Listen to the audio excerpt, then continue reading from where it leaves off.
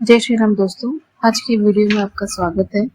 आज की वीडियो में हम बात करेंगे श्री रामायण के अनुसार गंगा जी की उत्पत्ति कैसे हुई। जब राम जी और लक्ष्मण जी विश्वामित्र से मिले तो उन्होंने गंगा जी की उत्पत्ति के बारे में बताया। वहीं आज हम आपको बताने जा रहे हैं।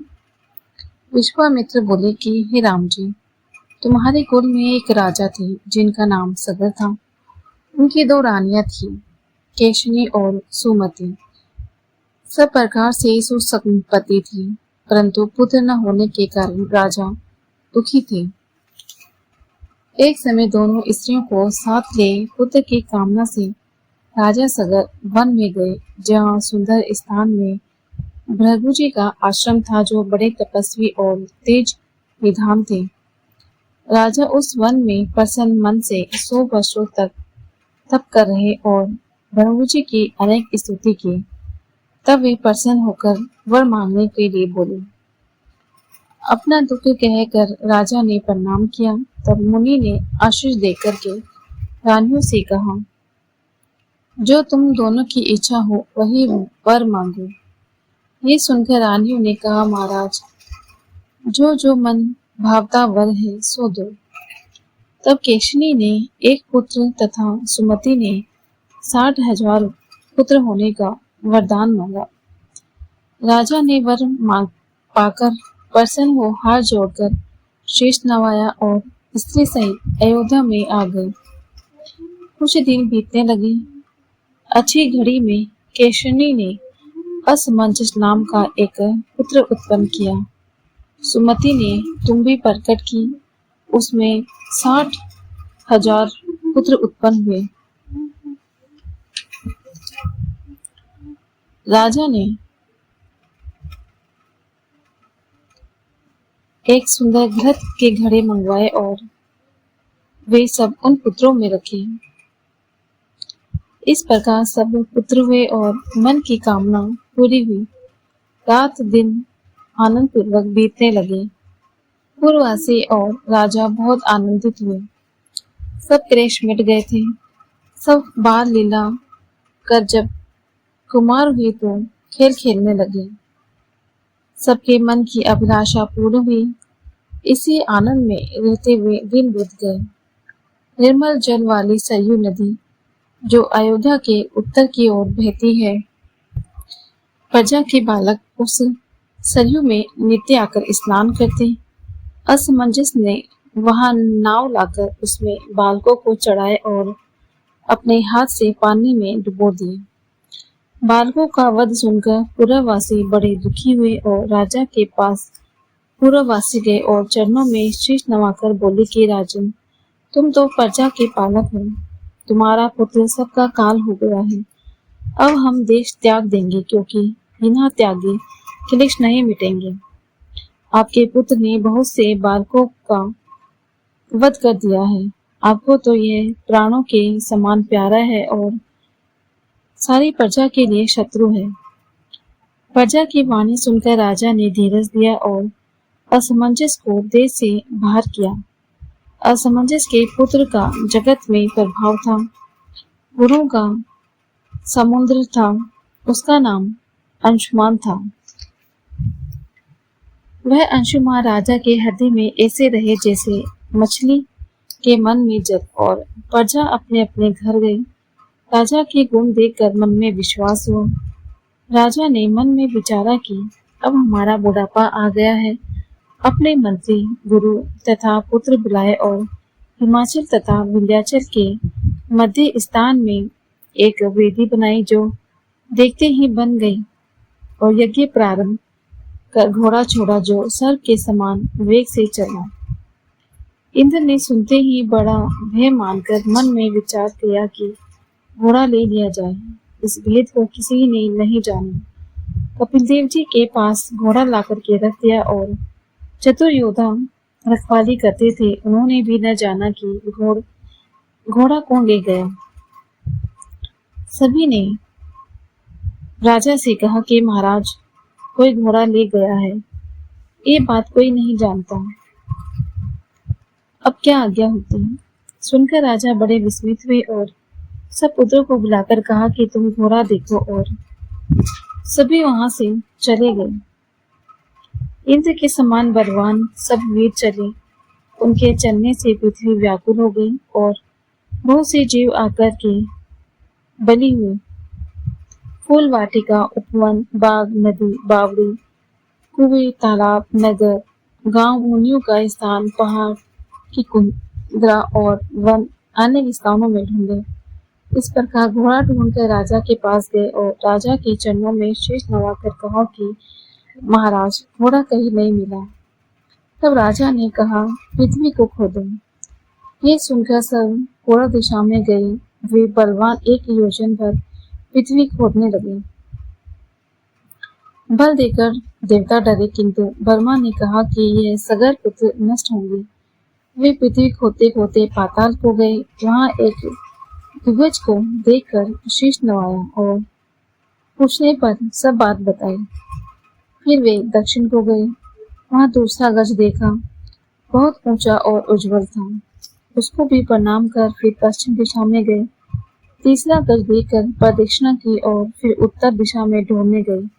सफेद दिग्गज देख करके सबने सुख पाया। फिर कपिल मुनि के निकट आकर पृथ्वी का पार नहीं पाया, चारों ओर समुद्र शोभित है।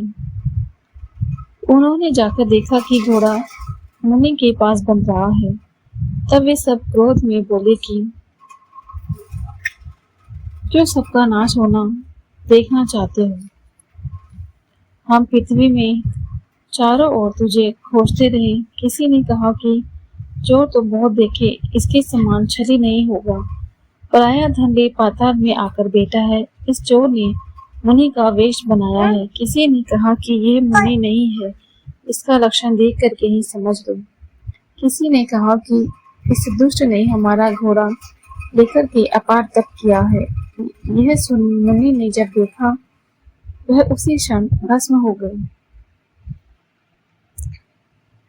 जो समझ कर नहीं बोलता, उसे अमृत भी विष के समान हो जाता है।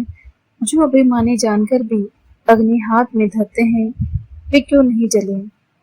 जो जानबूझकर विष का भक्षण करे, वह क्यों न मरे?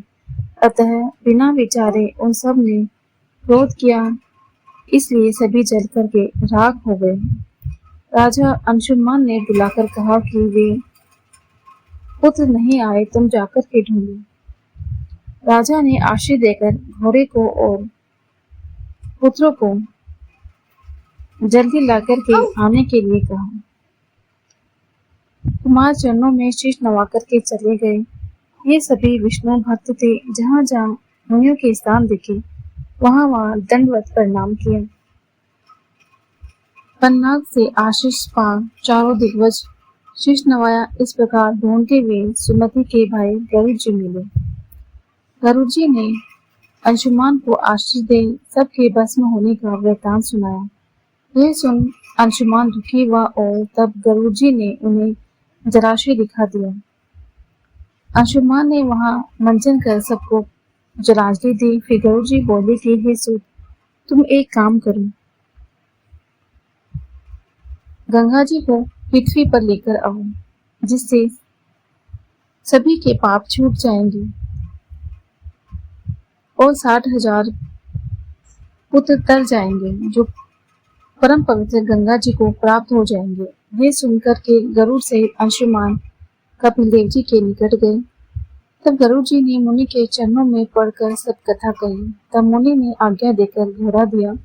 अंशुमान घोड़ा पहचान कर मन में प्रसन्न हुए। नगर के निकट पहुंचकर गरुड़ अपने घर को गए। अंशुमान ने घोड़ा ले राजा को 60,000 पुत्रों के भस्म होने का समाचार सुनाया।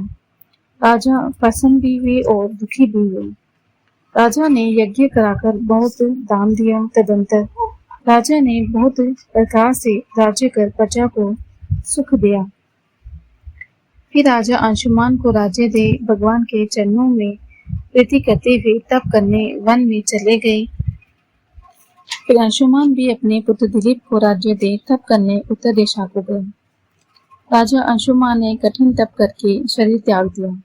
राजा दिलीप भी ऐसी प्रवृत्ति थी कि सब राजा उसके सेवक थे। जिस राजा को इंद्र सदा देखता रहे उसकी महिमा कोई कवि कैसे करे।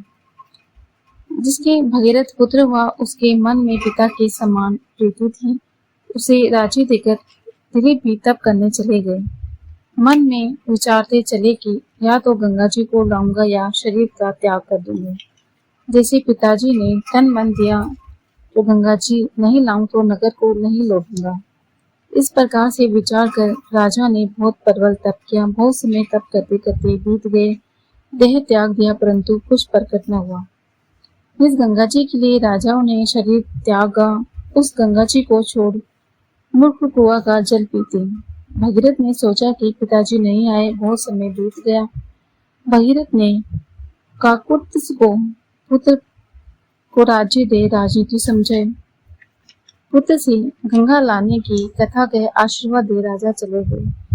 नगर से निकलते ही अच्छे शकुन हुए। राजा ने बड़े गंभीर वन में आकर के प्रसन्न हो तब में मन लगा दिया। एक पेड़ पर खड़े दोनों हाथ उठाकर सूर्य के समान देखने लगे और इस प्रकार 1000 वर्ष बीत गए। दिन रात नहीं जानते। घोर तप देख कर के ब्रह्मा जी प्रकट हुए और बोले कि राजन जो चाहो वर मांग लो। तब राजा प्रणाम करके ब्रह्मा जी से बोले कि जो मांगना चाहता हूँ सो आप जानते हैं, फिर भी आज मुझसे वर मांगने के लिए कहते हैं तो प्रभु ये वर दीजिए कि संतों की वृद्धि हो, सिद्धि की दाता गंगा जी भूतल पर आवे। ब्रह्मा जी बोले कि ऐसा ही होगा, पर गंगा जी को धारण कौन करेगा राजन। वे छूटते ही सीधे पाताल में चली जाएगी, पृथ्वी में नहीं आएगी। अतः मैं तुमसे एक बात कहता हूँ, शिव जी बड़े दयालु हैं, वे गंगा जी को धारण कर सकते हैं। उनकी जपने से तुम्हारा काम हो जाएगा। ऐसा कि ब्रह्मा जी अंदर ध्यान हो गए। फिर भागीरथ शिव जी के पास गए। देवताओं के वश तक अंगूठे पर खड़े हो शिव जी का नाम का उच्चारण किया। तब शिव जी प्रकट हो दर्शन दिया और राजा ने हाथ जोड़कर विनती की। शिव जी बोले कि मैं गंगा को धारण करूंगा। फिर भगवान का ध्यान करने लगे। वहां भरमलोक में गंगा जी ने शिव जी के वचन सुना तो विचारा कि शिव जी सहित पाताल को चली जाऊंगी, जाते देर नहीं लगाऊंगी। अंतर्यामी शिव जी ने अपने शीश पर अगम जटा बनाई। यहाँ भगीरथी ने स्तुति की और कोमल वाणी सुनकर ब्रह्मा जी ने गंगा जी छोड़ दी। गंगा जी के छोड़ने से जगत में बड़ा शोर हुआ। शेष देवता और दिग्गज चकित हो गए। गंगा जी शिव जी की जटा में 1 वर्ष तक समाई रही। ये देखकर सब देवता प्रसन्न हो आकाश से फूल बरसाने लगे। भगीरथ ने पुनः स्तुति की। तब शिव जी ने गंगा जी की 1 बूंद छोड़ दी। उसी 3 धारा प्रकट हुई, एक आकाश की ओर, एक पाताल की ओर। एक धारा जो आकाश की ओर गई, देवताओं ने उसका नाम मंदाकिनी रखा। दूसरी 2 घरने वाली पाताल में गई, जिसका नाम प्रभावती हुआ, और तीसरी गंगा हुई जो सब संतन को सुख देने वाली है। जल का प्रभाव देख करके राजा के मन में बड़ा आनंद हुआ, जैसे पूर्ण चंद्रमा को देख करके समुद्र उमड़ता है।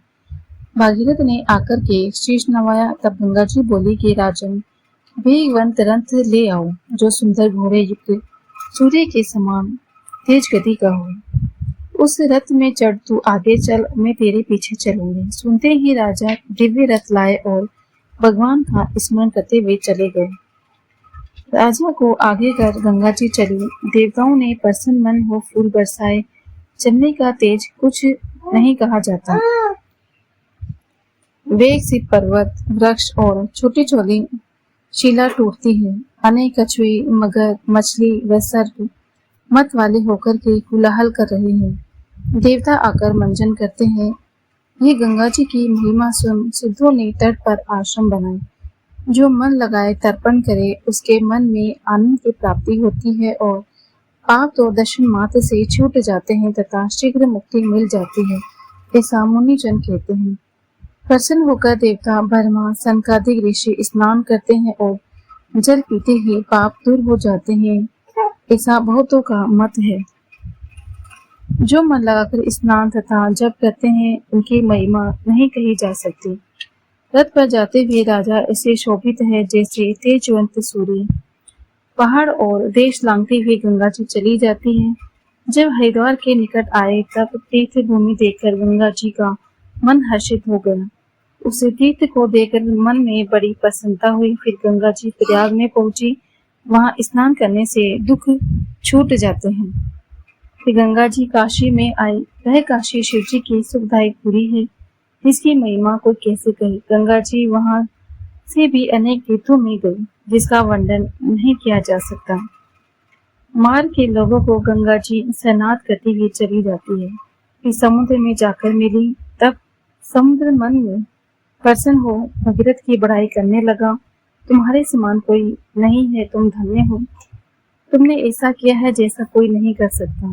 तब की महिमा बल से सगर के पुत्र तर गए और राजा बहुत प्रसन्न हुए। जो अब तक कोई कुल में शेष थे, सभी तर गए।